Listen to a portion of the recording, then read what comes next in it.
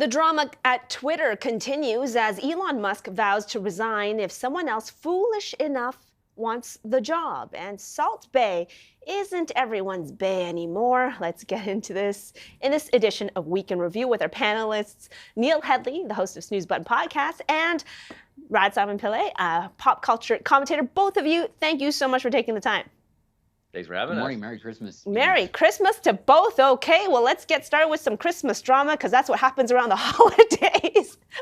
This is basically going to be about Elon Musk. Do you think, Neil, that he really will resign after putting out that poll asking if he should? People, the majority of those who responded saying yes. He said he would abide by the results. Do you think that he's actually going to step down?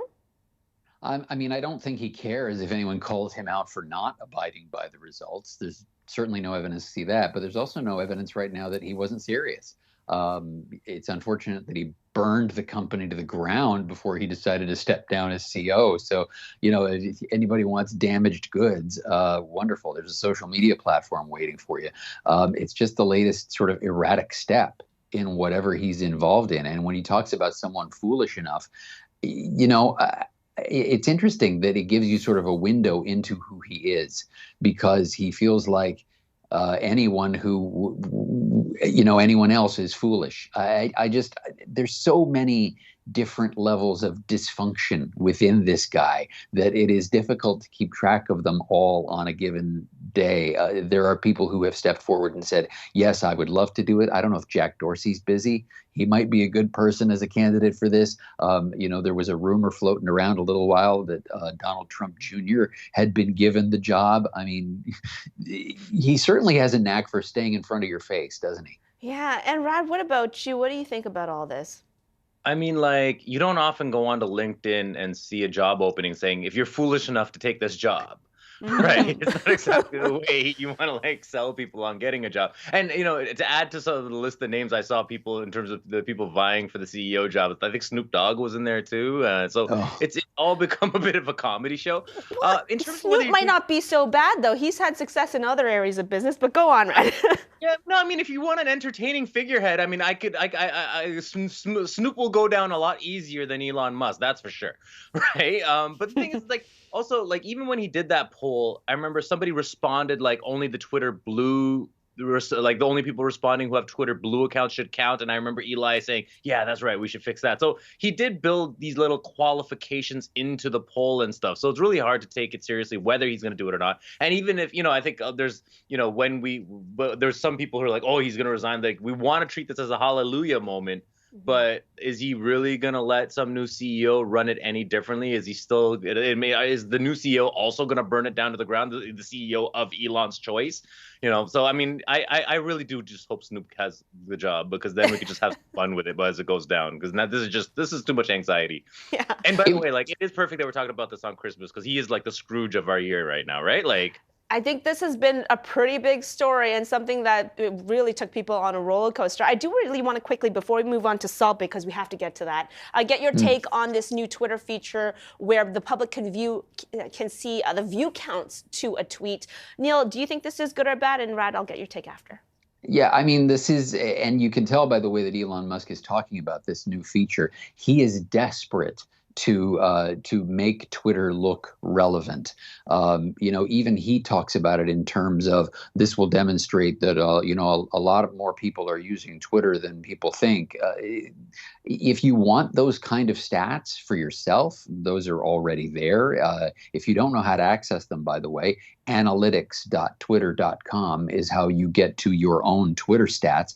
The idea of making it public is exclusively so that he can make it look like, look, people are still using it. Everybody hasn't left for Mastodon yet. I'm over it. Brad, what about you? Good idea or bad idea to have view counts? Terrible idea, because it's like there's already, I mean, like, to Neil's point, it is like having your Google Analytics front loaded on your tweet, right? So now instead of reading a tweet, I'm reading the tweet deconstructed by metrics, right? And then you think about all the numbers I'm seeing, right? I want to read somebody's tweet, but I'm seeing their likes, I'm seeing their retweets, I'm seeing their replies, I'm seeing their quote tweets, then I'm seeing their video views, and now I'm seeing impressions. It's like reading a ticker, like a stock ticker thing, instead of reading Twitter. Too much information. Okay, let's move on to Salt Bae. A really awkward scene at the World Cup when he took to the field after Argentina won. Salt Bae, of course, the famous chef, whose real name is Nusret Goche. It became a meme for that salt throwing technique we saw there, the kind of throwing action, the cobra action that he makes. Somehow gone onto the field, tried to bug Messi for a photo, finally got one with him. FIFA now investigating his access as to how he even got there. Neil, what do you think about this? You know, where was that redneck sheriff's deputy that gave Masai Ujiri a hard time for walking onto the court when the Raptors won the championship? Well, I mean, he obviously hasn't found gainful employment since that misstep. We could have used him on a day like this. You can tell the players are like, some of them don't even know who this guy is. They're looking at him like, who are you supposed to be here? Who are you? And the ones who did know were like, yeah, dude, leave me alone. I just won. I don't want to talk to you. Let me hang out with my family and my team. Like, get out of here. And Rad, he has been, and sorry, Neil, you just cut out there, so I'm going to go to Rad. He has been basically banned from the U.S. Cup Open. So let's talk a little bit about, just very quickly here, what you think should happen. Well, I mean, first of all, like, you know, this is ultimate cringe, okay? And you know, some of the footage you got to see, like, where he's like literally, like, you know, like I don't know who this guy thinks he is. He got famous because of his wrist action. Now he's using the wrist action to like pull Messi aside and tug at him and get this selfie for clout or whatnot, right? To show off that he could do what he could do.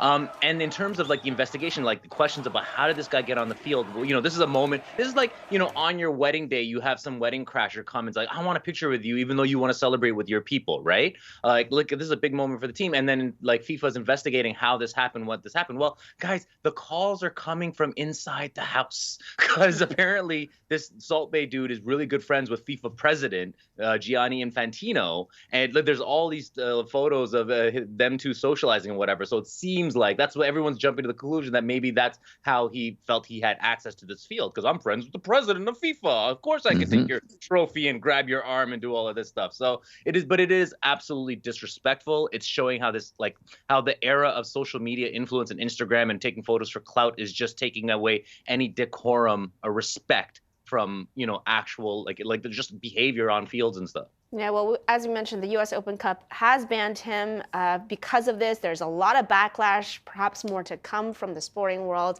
We do have to leave it there, but as always, thank you both so much for joining us for this week in review. Rad Simon Pillay and Neil Headley. Merry Christmas.